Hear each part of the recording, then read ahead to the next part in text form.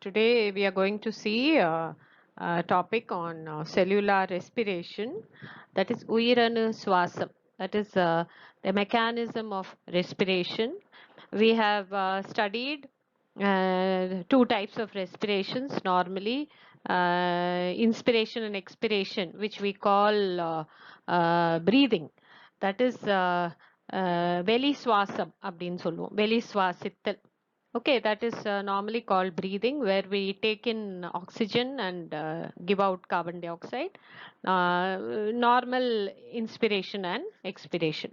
But each cell also takes part in respiration, wherein gaseous exchange takes place.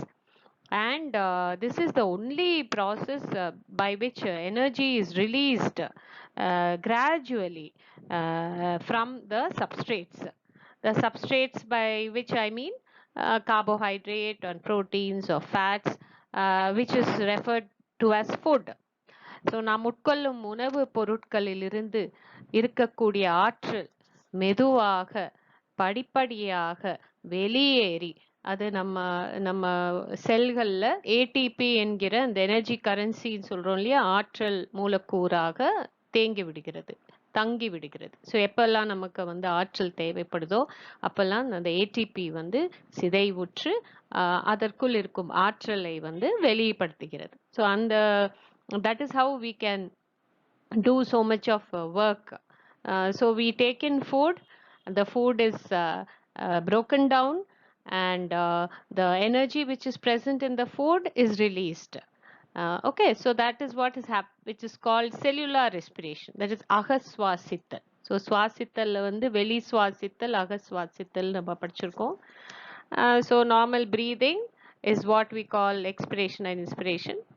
Cellular respiration is the actual metabolic pathways which lead to the release of energy from the substrates, தலப்பொருட்கள், that is carbohydrate, தரச பொருட்கள், புரத பொருட்கள், கொழுப்பு பொருட்கள், நாம் உட்கொள்ளும் உணவு, அதில் இருக்கக்கூடிய ஆற்றல் வந்து படிப்படியாக வெளியேறுவதுதான் உயிரணு சுவாசித்தல், இல்லைன்னா அகஸ்வாசித்தல் அப்படின்னு நம்ம சொல்லுவோம்.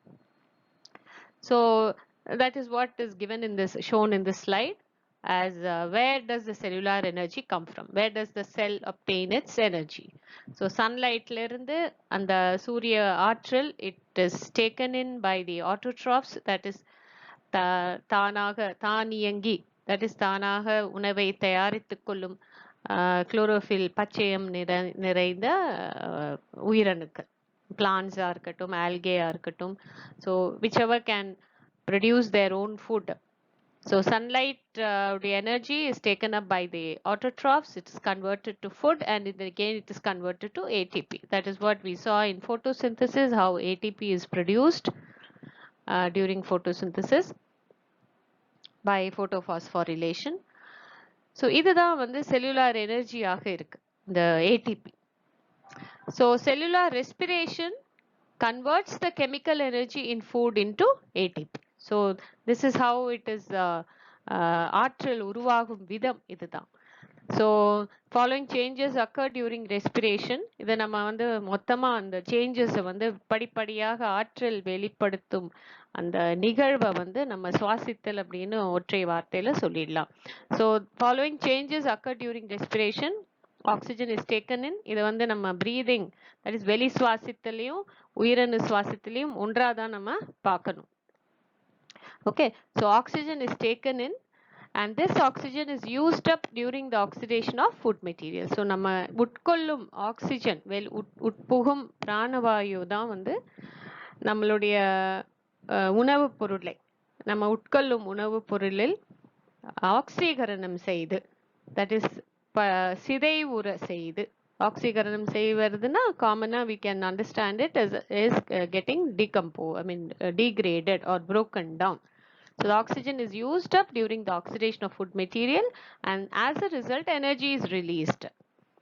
And ஆற்றல் வந்து வெளியிடுகிறது. நடுவே சில பை ப்ராடக்ட்ஸ் சொல்லுவோம் இல்லையா, intermediate by products are also formed due to breaking down of macromolecule carbohydrates. When it breaks down, it can release many kinds of sugars. It can release fructose, it can release sucrose, it can release maltose. So அதனுடைய பெரும் மூலக்கூறு macro மாலிக்யூல்னு சொல்லுவோம். பெரும் மூலக்கூறுகள் வந்து சிதைவுறும் போது சிறு சிறு மூலக்கூறுகள் அடங்கிய கரிமப் பொருட்கள் உருவாகலாம். இதுதான் வந்து இன்டர்மீடியட் பை ப்ராடக்ட்னு சொல்றோம். So they can be useful for biosynthesis process. So செல்களில் வேறு சில மூலக்கூறுகள் உருவாக்கத்திற்கு இந்த நடுநிலை மூலக்கூறுகள் உபயோகமாக இருக்கலாம். And then in the end you get carbon dioxide and water is formed. Carbon dioxide is released outside and water can be used up as again because இதை வந்து திரும்ப மீள் உபயோகப்படுத்த கொள்கிறது செல். So during respiration we take in oxygen and give out carbon dioxide. இதை வந்து நம்ம just breathing அப்படின்னு நம்ம ஈஸியா சொல்லிடலாம். But what happens during breathing is cellular respiration. Okay, so ஒவ்வொரு பிராணவாயு மூலக்கூறும் ஒவ்வொரு செல்லுக்குள்ள அந்த கரிம பொருட்களை சிதைவுற செய்து ஆக்சிகரணம் செய்து அதில் அந்த உணவுப் பொருட்களில் இருக்கக்கூடிய ஆற்றலை வந்து வெளியேற்றி, that is it breaks down the carbon containing compounds completely into carbon dioxide and water. இனிமேல் சிதைவுறப்படாத வண்ணம் அதை வந்து மிக மிக குறுகிய மூலக்கூறாக மாற்றுகிறது. that is ஒரு பெரும் மூலக்கூறை இனிமேல் சிதைவுற முடியா வண்ணம் ஒரு சிறிய மூலக்கூறாக மாற்றுகிறது. So it complete breakdown of carbon containing organic compounds into carbon dioxide and water is called cellular respiration. Normally that is how it is defined. So mechanism of exchange of gases, நம்ம வந்து respiration is common for all living things. அனைத்து உயிருள்ள செல்களிலும் இந்த சுவாசித்தல் நிகழ்வு நடைபெறும். What is happening in plants? Plants also respire. Plants also they undergo photosynthesis as well as respiration. So photosynthesis la it takes in carbon dioxide and gives out oxygen. Respiration la it's just the opposite. Takes in oxygen, gives out carbon dioxide. So plants la வந்து இது வந்து செல்களுக்குள்ளேயே ஆக்சிஜனும் உருவாகுது, அதே oxygen ரெஸ்பிரேஷனுக்காகவும் உபயோகிக்கப்படுது. So நம்மள மாதிரி வந்து carbon di oxide வெளியேற்றவும் செய்யுது, that is animal cells மாதிரி கார்பன் டை ஆக்சைடு வெளியேற்றவும் செய்யுது. அதே சமயம் உருவாக்கும் ஆக்சிஜனை தன்னுடைய ஆற்றல் வெளிப்படுத்தும் அந்த சுவாசித்தல் நிகழ்வுக்கும் உபயோகிக்குது plants. So plants require oxygen for respiration definitely, but they have stomata, இலை துளைகள், லென்டிசல்ஸ் அப்படின்னு தண்டு பகுதியில் இருக்கக்கூடிய சில துளைகள் இருக்கும். ஸோ இதை வந்து லென்டிசல்ஸ் அப்படின்னு சொல்லுவோம். So these are the principal areas for gaseous exchange. So இந்த துளைகள் மூலமாக ஆக்சிஜனும் கார்பன் டை ஆக்சைடும் மாறி மாறி உள்ளிருந்து வெளியேவோ இல்லை வெளியிலிருந்து உள்ளேவோ போகிறதுக்கான வாய்ப்பு இருக்கு. So each plant part takes care of its own gas exchange needs. There is very little transport of gases from one plant part to another. So இலைகள்னா அந்த இலைகள்ல இருக்கக்கூடிய அந்த மெட்டபாலிசம்க்கு தேவையான கேஸை வந்து அந்த இலையே வந்து I mean it takes care because it has stomata. So ஒரு இலையிலிருந்து இன்னொரு இலைக்கு gaseous exchange போகாது, வாயு பரிமாற்றம் ஏற்படாது. Okay, because each leaf is having stomata, so there is no need for transport of gas from one part to another. And உங்களுக்கு வந்து பிளான்ட்ஸ்ல பாத்தீங்கன்னா ஒரு டிஃபரன்ஸ் இருக்கு. ஏன்னா ஆக்சிஜன் போட்டோசிந்தசிஸ் மூலமாக கிடைக்கக்கூடிய ஆக்சிஜனையே அது வந்து ரெஸ்பிரேஷனுக்கு யூஸ் பண்ணிக்கும். So even though oxygen is not available in the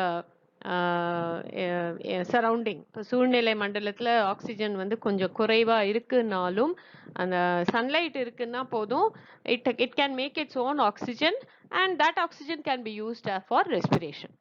so அந்த மாதிரி it doesn't present great demand for gas exchange. அதே மாதிரி உங்களுக்கு லென்டிசெல்ஸில் கூட லென்டிசெல்ஸ் மூலமாகவோ இல்லை செல்கள் திசுக்கள், that is leaf tissues and stem tissues, young tissues, if you can see, you'll have intercellular spaces, செல் இடைவெளி பகுதிகள் இருக்கும். ஸோ அதெல்லாமே it will be rich in gases தான். ஸோ கேஷியஸ் எக்ஸ்சேஞ்ச், வாயு பரிமாற்றம் வந்து வெளிப்புறத்திலையும் உங்களுக்கு தாவரங்கள்ல நடக்கிறதுக்கான சூழ்நிலை இருக்கு, திசுக்குள்ளேயும் வந்து நடக்கிறதுக்கான சூழ்நிலைகள் நிறைய இருக்கு, because of intercellular spaces between parenchyma cells. So gaseous exchange is very very easy in plants when compared to other life forms. So that we come to the topic of respiration. It is a process in which complex organic substances like carbohydrates, proteins, fats are broken down to release carbon dioxide and water. So பெரும் மூலக்கூறுகள், that is அதிக அளவில் carbon உள்ளடக்கிய கரிம மூலக்கூறுகள் படிப்படியாக சிதைவுற்று மிக எளிமையான கார்பன் மூலக்கூறான கார்பன் டை ஆக்சைடாக மாறுவது தான் சுவாசித்தல் அப்படின்னு நம்ம நினைச்சுக்கோம். ஸோ ஓவரால் ரெஸ்பிரேஷன் ப்ராசஸ் நம்ம இப்படி ரெப்ரசன்ட் பண்ணலாம். C6H12O6 6 கார்பன் அடங்கிய குளுக்கோஸ் மூலக்கூறு ஆக்சீகரிக்கப்பட்டால் 6 ஆக்சிஜன் மாலிக்யூல் இன் உதவியால் ஆக்சீகரிக்கப்படும் பொழுது it releases 6 molecules of carbon dioxide plus water and energy. So ஆற்றல் வந்து கிலோ கேலரி, இந்த 686 அளவுக்கு கிலோ கேலரி அளவுக்கு ஆற்றல் வந்து வெளியிடப்படுகிறது. ஸோ சப்ஸ்ட்ரேட் அப்படின்னு சொன்னா தலப்பொருள். ஸோ இந்த ஈக்குவேஷன்ல வந்து தலப்பொருள் எதுன்னா அந்த குளுக்கோஸ் மாலிக்யூல் தான், carbon containing organic matter. So இந்த தலப்பொருள் வந்து கார்பன் கண்டெய்னிங் மேட்டர் வந்து கார்போஹைட்ரேட்டாக இருக்கலாம், தரச பொருளா இருக்கலாம், இல்லைன்னா புரதமாக இருக்கலாம், இல்லைன்னா கொழுப்பு மூலக்கூறாக இருக்கலாம். So depending on what is the substrate, that amount of energy will be released, that amount of carbon dioxide will also be released. So here you can see glucose plus oxygen releases energy, and the glucose is totally broken down to carbon dioxide and water. So this is the simplest molecule. It cannot be broken down further in a living cell. Okay, so this is the simplest molecule. So the release of simplest molecule from the complex organic matter is called respiration. So site of cellular respiration, உயிரணு சுவாசித்தல் வந்து எங்க நடைபெறுகிறது அப்படின்னா இந்த mitochondria, chiefly இந்த mitochondria. So mitochondria அப்படிங்கிற ஒரு செல் உறுப்பு, அதுக்குள்ளதான் you get the big portion of the respiration process takes place inside the mitochondria. A small portion of respiration takes place in the cytoplasm also. So செல்லில் இருக்கக்கூடிய cytoplasm மற்றும் mitochondria இவ்விரண்டு பகுதிகளில் தான் வந்து சுவாசித்தல் நிகழ்வின் சில முக்கியமான பங்கு வந்து நடைபெறுகிறது. So you see the mitochondrial structure diagrammatically. It has the outer membrane, the inner membrane, வெளிச்சவ்வு, உட்சவ்வு. உட்சவ்வு வந்து உள்நீட்சி அடையுது, கிறிஸ்டே அப்படின்னு நம்ம படிச்சிருப்போம். அண்ட் தென் உள்ள இருக்கக்கூடிய இந்த வெற்றிடம் வந்து மேட்ரிக்ஸ் அப்படின்னு பேரு. ஸோ வெளிச்சவ்வுக்கும் உட்சவ்வுக்கும் இடையே உள்ள பகுதி இன்டர் மெம்பரேன் ஸ்பேஸ், இடைவெளி பகுதி அப்படின்னு, சவ் இடைவெளி பகுதி. So this is the structure of mitochondria, and the whole respiration takes place. The main portion of the respiration Krebs cycle படிச்சிருப்போம். and electron கடத்து வினை, எப்படி photosynthesisலயும் electron கடத்து வினை, that is சுழலா எலக்ட்ரான் கடத்து வினை, சுழலும் எலக்ட்ரான் கடத்து வினைன்னு இருக்கு இல்லையா. ஸோ ஆற்றல் உருவாக்கத்திற்கு படிப்படியாக எலக்ட்ரான்கள் கடத்தப்பட்டு ஆங்காங்கே அந்த ஆற்றல் வெளியிடப்படுகிறது. ஸோ அதே போல ரெஸ்பிரேஷன்லயும் வந்து you have the electron transport process. This Krebs cycle and electron transport process happens inside the mitochondria, whereas there is another stage, the first step of respiration, முதல் நிலை, சுவாசித்தலின் முதல் நிலையாக கருதப்படும் glycolysis அப்படிங்கிற ஒரு நிலை வந்து சைட்டோபிளாசம்ல நடக்குது. ஸோ இதுக்கு முக்கியமா வந்து என்ன தேவைப்படுகிறது அப்படின்னா எலக்ட்ரான் கேரியர்ஸ். ஸோ ஒரு சுவாசித்தல் நிகழ்வு முழுமை பெற வேண்டும் என்றால் அது வந்து எலக்ட்ரான் கடத்து வினையில் தான் முழுமை பெறுகிறது. So electron transport process is the culmination of respiration. So it is possible only because of electron carriers which are regularly placed on the membrane okay, on the membrane of the mitochondria. So mitochondrial சவ்வு பகுதியில் தத்தம் ஆக்சீகரிக்கப்படும் தன்மையை அனுசரித்து அந்த electron தாங்கிகள் அமைந்துள்ளன. So they play a key role in cellular respiration. They pick up electrons from one molecule and drop it to the other. So you have many enzymes working for this. நிறைய நொதிகள் தேவைப்படுகிறது. முக்கியமான 2 electron தாங்கிகள் வந்து இந்த nicotinamide adenine dinucleotide NAD+ and FAD flavin adenine dinucleotide. இவ்விரண்டு மூலக்கூறுகள் தான் coenzymes. They are referred to as coenzyme. துணை நொதிகள் அப்படின்னு சொல்லுவோம், இல்லைன்னா இணை நொதிகள் அப்படின்னு சொல்லுவோம். ஸோ ஒரு நொதியோடு சேர்ந்து இவை இணை நொதியாக செயல்பட்டு they are the main carriers of electrons. So ஆக்சிகரணம் குறைத்தல் நிகழ்வுனாலே எலக்ட்ரான்கள் வெளியேற்றமும் எலக்ட்ரான்கள் வாங்குவதும் தான். that is what we refer to as redox reaction சொல்வோம். So the எலக்ட்ரான்களை வாங்குவதும் அளிப்பதும் that is the work of the electron carriers.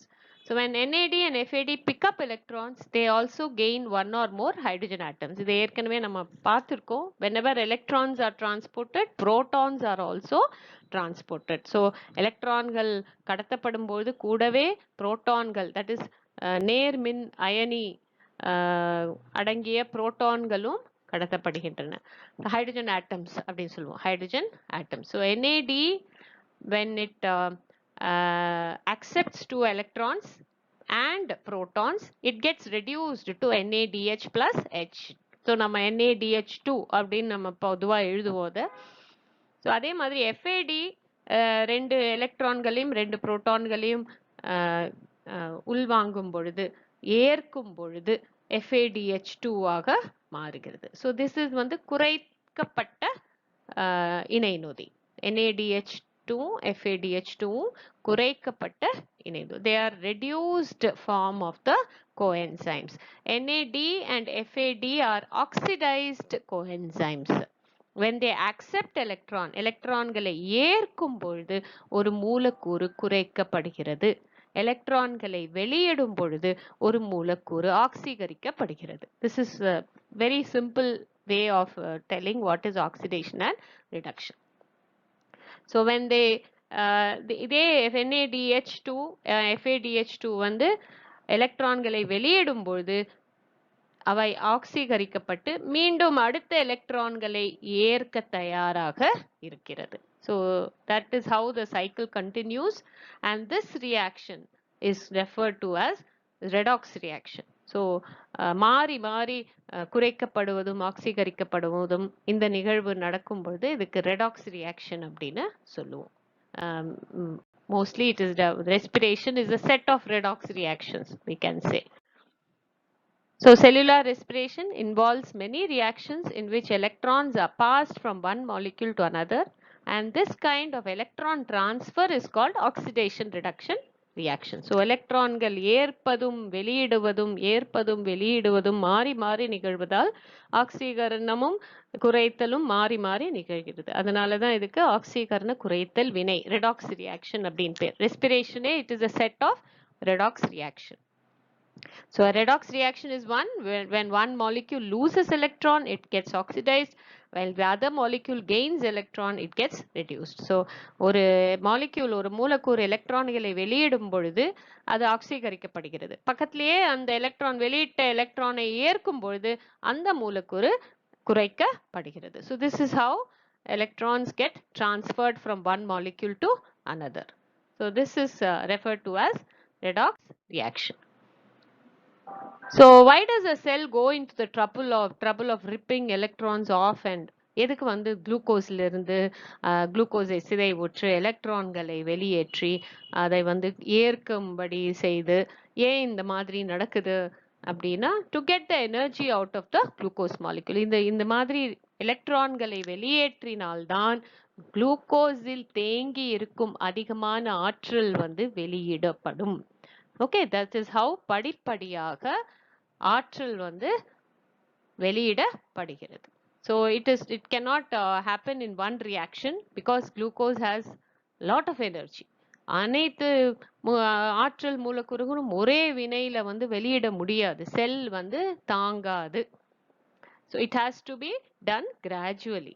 So that is why electrons மூலமாக எலக்ட்ரான்களை அந்த glucose மூலக்கூறிலிருந்து எலக்ட்ரான்களை வந்து சிறுக சிறுக வெளியேற்றி ஒவ்வொரு முறையும் அந்த எலக்ட்ரான்கள் வந்து மற்ற அடுத்த மூலக்கூறுக்கு ஏற்கப்படும் பொழுது அந்த இடத்துல சிறு சிறு அளவாக ஆற்றல் வெளியிடப்படுகிறது and it gets stored as ATP. So நமக்கு தேவையான சமயத்துல நமக்கு அந்த ஆற்றலை கொடுக்கக்கூடியதா இருக்கு. So there are two types of respiration: anaerobic respiration, aerobic respiration. காற்று சுவாசம், காற்றில்லா சுவாசம். நம்ம படிச்சிருக்கீங்க ஸ்கூல்ஸ்ல. You have what we all living cells, most of the living cells, they are aerobic. That is காற்று இல்லாம சுவாசிக்கவே முடியாது. சில பெர்சன்டேஜ், சில சதவிகித உயிரினங்கள் வந்து காற்றில்லா சுவாசத்தை I mean they have anaerobic, they are called anaerobes. காற்றில்லா சுவாசிகள் அப்படின்னு நம்ம சொல்லலாம். சில வகை பாக்டீரியாக்கள் இருக்கு, சில வகை நுண்ணுயிரிகள், நுண்ணுயிர்கள்னு சொல்லுவோம். சில வகை பாக்டீரியாக்கள் இருக்கு. they can live without oxygen. Some பூஞ்சைகள், சில பூஞ்சை வகைகள், ஈஸ்ட்ன்னு சொல்லக்கூடிய பிரெட் எல்லாம் உருவாக்கத்து மீன் பிரெட் தயாரிப்பதற்காக யூஸ் பண்ணக்கூடிய ஈஸ்ட் அப்படின்னு சொல்லுவோம் இல்லையா, அந்த வகை பூஞ்சைகள் கூட they can survive in an anaerobic environment. So they do not need oxygen for respiration. So அதை வந்து anaerobic respiration அப்படின்னு சொல்லுவோம். So complete breakdown of glucose is aerobic. நம்ம வந்து கம்ப்ளீட்டா டோட்டலா குளுக்கோஸ் மூலக்கூறை, 6 கார்பன் அடங்கிய குளுக்கோஸ் மூலக்கூறை கார்பன் டை ஆக்சைடு, ஒரு கார்பன், ஒற்றை கார்பன் அடங்கிய கார்பன் டை ஆக்சைடாக சிதைப்பது தான் ஏரோபிக், காற்று சுவாசம். ஸோ இதுல வந்து பாத்தீங்கன்னா 36 to 38 ATP is liberated per molecule of glucose. So காற்று சுவாசத்துல தான் வந்து maximum amount of ஆற்றல், குளுக்கோஸின் ஆற்றல் வந்து வெளியிடப்படுகிறது. So that is how it is called aerobic, because it's total breakdown of glucose to carbon dioxide and water. And actively respiring regions, floral and vegetative buds, that is மொட்டுக்கள். Okay, மொட்டுக்கள், germinating seed, that is முளைக்கும் விதைகள், stem, தண்டு நுனி, வேர் நுனி, இந்த பகுதிகளில் வந்து அதிக அளவுல சுவாசித்தல் சதவிகிதம் வந்து அதிகமாக இருக்கும். They are called the actively respiring region, the floral and vegetative buds and germinating seeds and stem and root tips. So you have another respiration which is called anaerobic respiration, where glucose is only partially oxidized, that is முழுமையாக சிதைவுறாமல், அரை means முழுமையாக சிதைவு, அரை சிதைவு அப்படின்னு சொல்லுவோம். So in which partially oxidise, that is அரை நிலையில் ஆக்சீகரிக்கப்படுகிறது. முழுமையான ஆக்சீகரணம் நடைபெறாமல் பகுதி ஆக்சீகரணம் நடைபெறுவதால் யூ டோன்ட் கெட் வாட்டர், அதில் வந்து நீர் மூலக்கூறுகள் வெளிவராது, and a little bit of carbon dioxide will come. Apart from that, some other molecules will be formed, either lactic acid, lactic அமிலம், இல்லைன்னா ethanol போன்ற ஆல்கஹால் அப்படின்னு சொல்லக்கூடிய பொருட்கள் வந்து உருவாவதற்கான வாய்ப்பு இருக்கு. So it is call alcoholic fermentation அப்படின்னு சொல்லுவோம். இதை வந்து ஒரு நொதித்தல் அப்படின்னு சொல்லுவோம். இதை வந்து சுவாசித்தல்னு சொல்ல மாட்டோம், நொதித்தல் அப்படின்னு நம்ம சொல்லுவோம். Because glucose is not completely broken down to carbon dioxide and water. So நீர் மூலக்கூறுகள் இதில் உருவாகாது, பகுதி சிதைவு தான் நடக்கும். That is C6H12O6 will be converted to C2H5OH. So அது வந்து இன்னமும் அது வந்து ஒரு பெரும் மூலக்கூறாக தான் இருக்கு. முழுவதுமாக அந்த கார்பன் வந்து வெளியிடப்படவில்லை.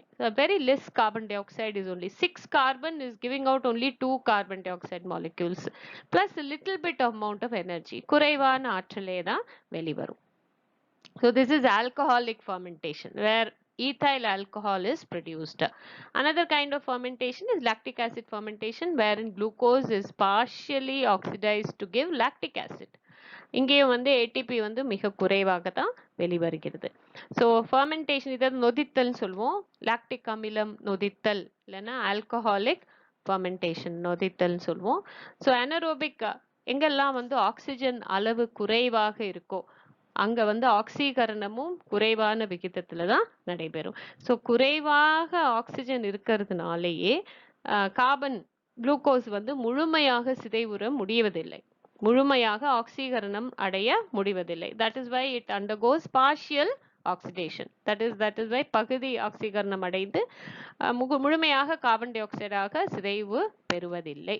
That is instead of in this process stored food is oxidized instead of carbon dioxide and water. You don't get carbon dioxide and water. Instead you get some other compound like alcohol, lactic acid, and little bit of carbon dioxide is also released. So this slide gives you the difference between the aerobic and anaerobic respiration. So oxygen is used in aerobic, oxygen is not used in anaerobic. So aerobic respiration takes place in cells of all the higher plants and animals. அனைத்து உயிரினங்கள்லையும் higher plants, eukaryotic உயிரினங்கள்லையும் தாவரங்கள்லையும் உங்களுக்கு பார்த்தீங்கன்னா aerobic காற்று சுவாசம் தான்.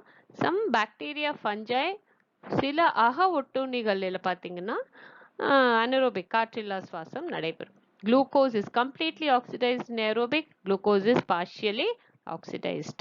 And aerobic end products are carbon dioxide and water. In anaerobic end products apart from carbon dioxide you get ethyl alcohol or lactic acid. So complete oxidation of one molecule. முழுமையான ஆக்சீகரணம் நடைபெறும் காற்று சுவாசத்துல. ஆனா காற்றில்லா சுவாசத்துல partial oxidation, பகுதி ஆக்சீகரணம். So இங்க வந்து முழுமையான ஆக்சீகரணம் நடக்கிறதுனால ஒரு மூலக்கூறு குளுக்கோஸில் இருந்து 38 மூலக்கூறுகள் ஆற்றல் மூலக்கூறுகள் வெளியிடப்படுகிறது. 38 ATP molecules. இங்க வந்து only 2 ATP molecules are released. And in the aerobic respiration takes place in both cytoplasm and mitochondria, whereas anaerobic respiration takes place only in the cytoplasm. So this is again a reminder, refresh memory, where I have told aerobic respiration gets completely oxidized to carbon dioxide and water, and is one in which molecular oxygen is used for the complete oxidation of glucose. So பிராணவாயு oxygen என்கிற அந்த வாயு மூலமாகத்தான் glucose முழுமையாக சிதைவுறுகிறது. So how can you measure the rate of respiration? எப்படி வந்து இந்த சுவாசித்தலை வந்து மதிப்பிடுவது, அளவிடுவது? எப்படி photosynthesis வந்து நம்ம ஆக்சிஜன் வெளியிட அந்த bubbles மூலமாக நம்ம அளவிடுறோமோ அதே மாதிரி rate of respiration can also be measured. So you can measure the amount of carbon dioxide released, you measure the amount of oxygen absorbed. So carbon dioxide in வெளியேற்றமும் ஆக்சிஜனின்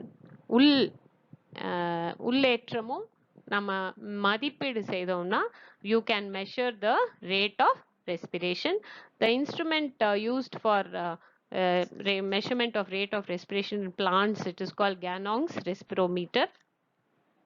So normally if it is பல தளப்பொருட்களிலிருந்து அந்த பல தளப்பொருட்களின் சுவாசித்தல் அளவீடை வந்து நம்ம மதிப்பீடு செய்யலாம். பல தளப்பொருட்கள்னா you have glucose, you have fats, கொழுப்பு பொருட்கள், புரதம் அப்படின்னு நிறைய இருக்கு. அமில பொருட்கள் இருக்கு, ஆர்கானிக் ஆசிட்ஸ்ன்னு சொல்லுவோம், கரிம அமில பொருட்கள் இருக்கு. So when you say glucose, it gives rise to 6 molecules of carbon, gives rise to 6 carbon dioxide plus 6 water molecules. So what is the formula for RQ? Respiration quotient. Respiratory quotient என்ன formula அப்படின்னா volume of carbon dioxide evolved by volume of oxygen absorbed. So வெளிவரும் carbon tie ஆக்சைடின் அளவு divided by உட்புகும் ஆக்சிஜனின் அளவு. இதுதான் வந்து சுவாச விகிதம் சொல்றோம். So வெளியே வரும் கார்பன் டை ஆக்சைடு அளவு எவ்வளவு இருக்கு? 6. When the substrate is glucose, வெளிவரும் கார்பன் டை ஆக்சைடின் அளவு is 6. உட்புகும் ஆக்சிஜன் அளவு is 6. So 6 CO2 by 6 O2 is 1. So carbohydrates நார்மலா தரச பொருட்களுக்கு வந்து RQ respiratory quotient வந்து 1 ஆகத்தான் இருக்கும். அதே நீங்க வந்து வந்து கொழுப்பு பொருட்கள்ல பாத்தீங்கன்னா பெரும் கார்பன் மூலக்கூறுகள் அப்படி C51H98O6 இதுக்கு வந்து 145 molecules of oxygen தேவை. You need 145 molecules of oxygen for fats. So it gives rise to 102 molecules of carbon dioxide plus 98 amounts of water. ஏன்னா ஹைட்ரஜன் நிறைய இருக்கு. கார்பனை கம்பேர் பண்ணும்போது ஹைட்ரஜன் வந்து நிறைய இருக்கு ஃபேட்ல. So இங்க பாத்தீங்கன்னா RQ வந்து 102 divided by 145. So it will be less than 1. So fatsல வந்து உங்களுக்கு அந்த respiratory quotient சுவாசித்தலின் அளவு இது வந்து 1 விட குறைவாக இருக்கும். அதே நீங்க புரோட்டீன்ல பாத்தீங்கன்னா அதுவும் வந்து 1 விட குறைவாகத்தான் இருக்கும். Because more of carbon dioxide is used up more of oxygen is used up to break down fats when compared to carbon dioxide.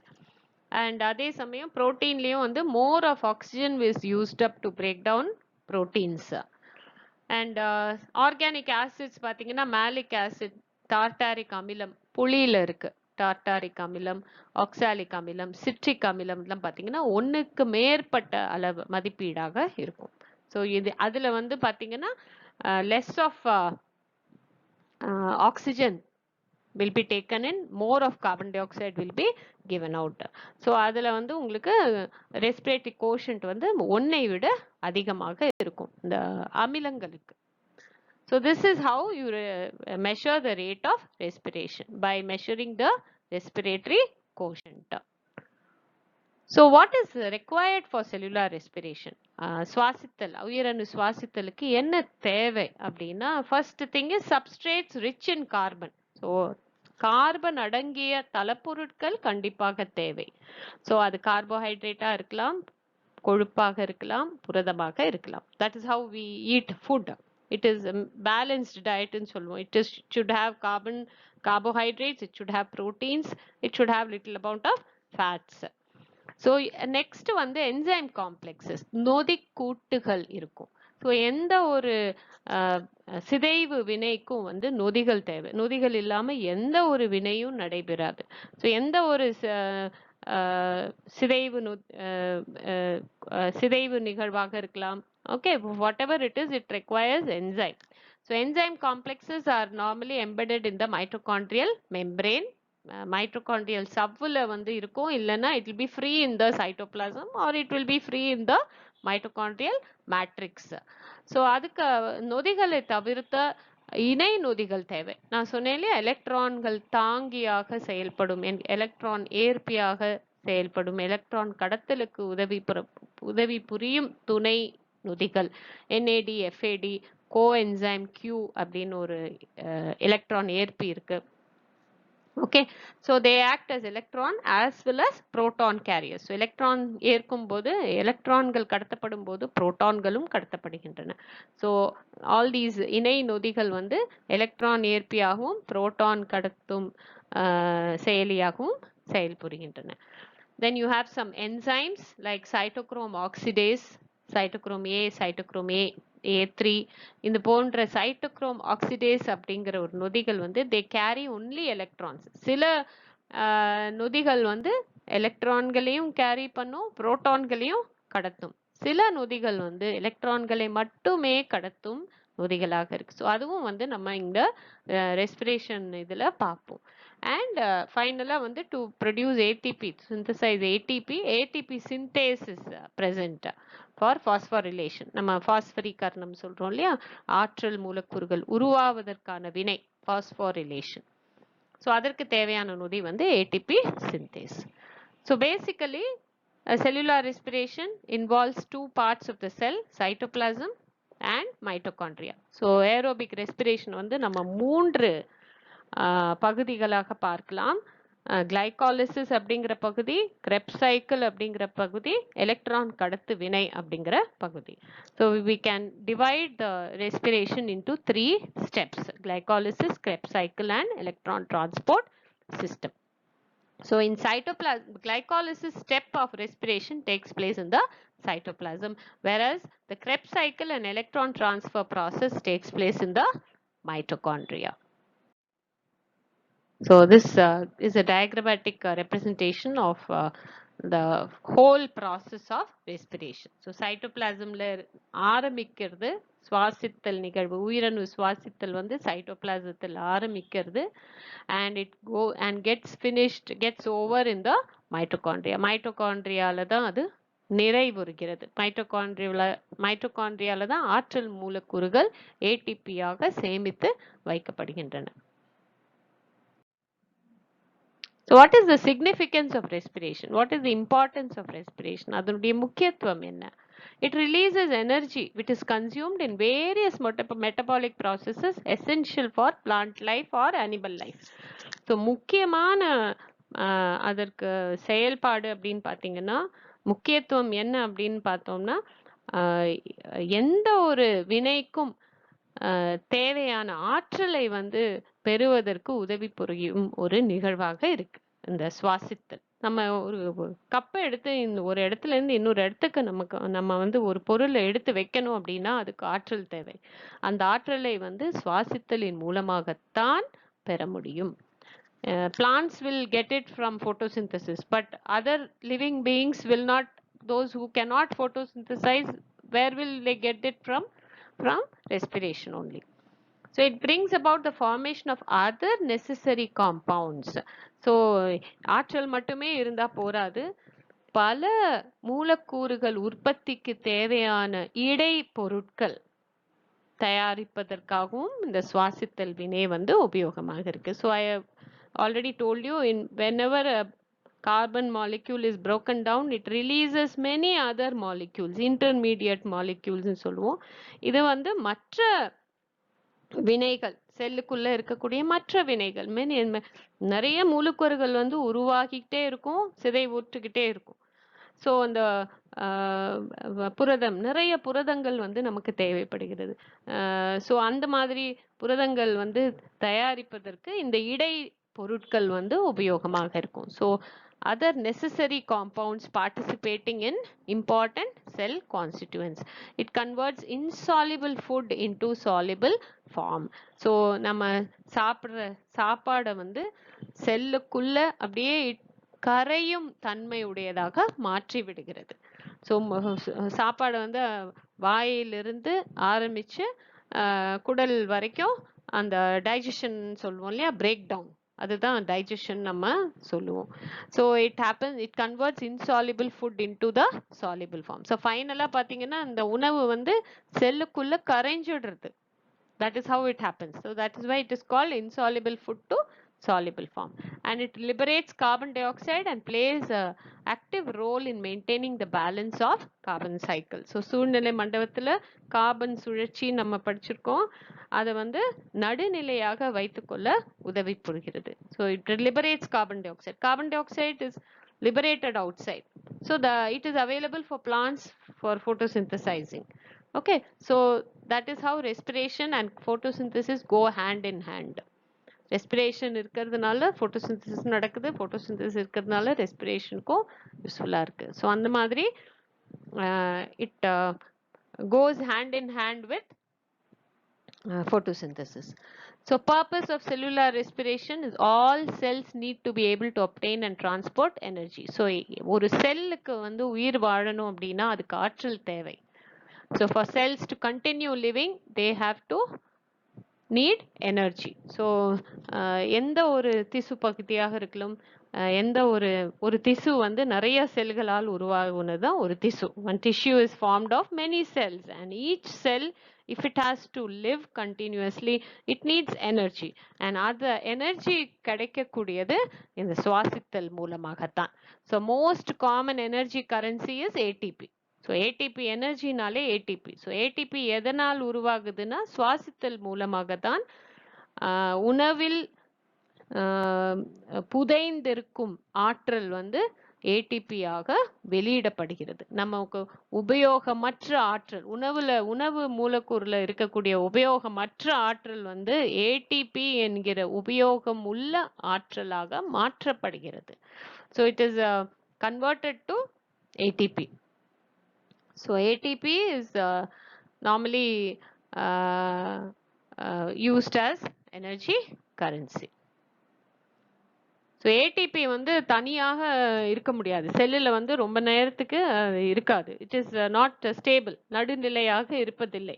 So ATP is normally stored in the form of food or any other molecule.